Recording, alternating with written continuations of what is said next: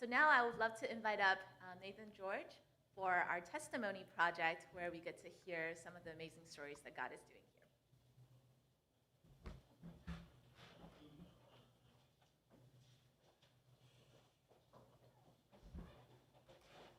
I've never stood up here before. All right, I'm going to put a timer. Totally. Got a certain amount of time I got to do this in to do it right. I'm a teacher. There's order to things. All right. All right, and go. All right. Well, good morning, everyone. Good morning. My name is Nathan. Some of you know me. Some of you don't. You've probably heard sometimes my voice used to shout to hold the annual parish meeting to get everyone. But I've been going here for the past 4 years, and I've been asked to share my testimony. So I'm a Tallahassee native. I've lived here for most of my life. And if there were two things that were the most important things in my life, it was church and my family. Growing up, most of my extended family, we all went to church together. It was my immediate family, the five of us, my aunts, my uncles, cousins, grandparents, all of us went. You could always tell where my family was, whether it was on Sunday night service, Wednesday night service, because you take about 3 pews. And always in the back. Okay. Just as big as my extended family is now, we've got about 53 because my nephew was born back in October. But church has always been an important part of my life. And the importance of that, the importance of the relationship with my Lord, has been passed down from my parents and from my grandparents. Some of these family members who have influenced my understanding of faith have obviously been my parents. We were at church every Wednesday night, every Sunday morning, and if they had it back in the day, every Sunday night service too. My parents always taught me that God is the most important thing in my life.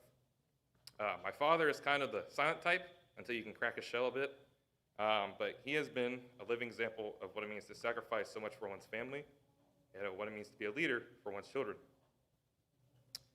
My mother is one of the strongest prayer warriors I've ever seen.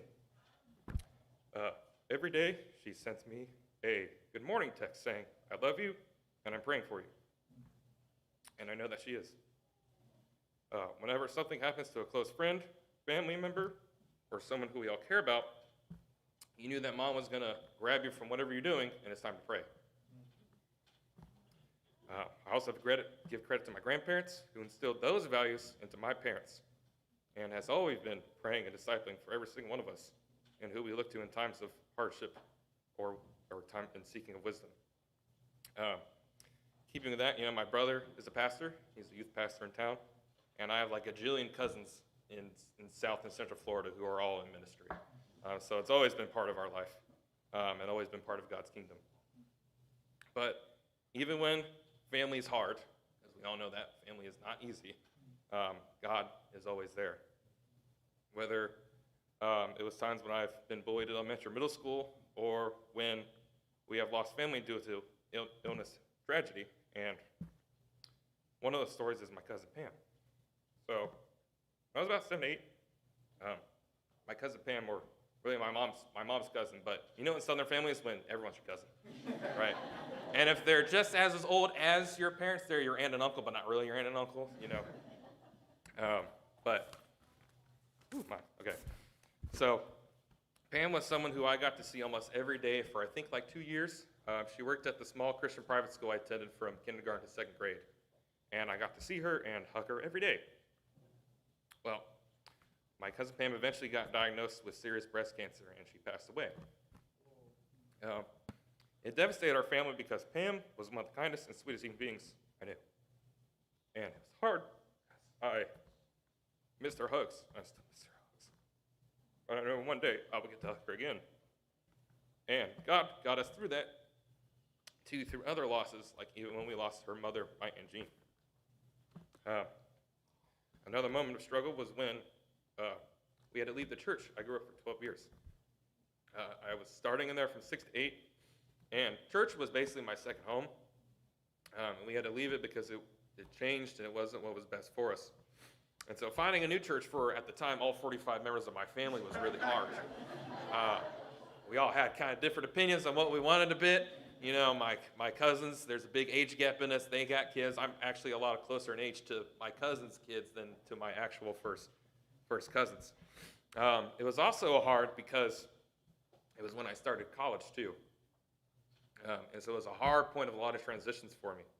And I had no community. A lot of my friends were going to like the party life, and I didn't want that. And so I felt alone. But my family and God was always there for me.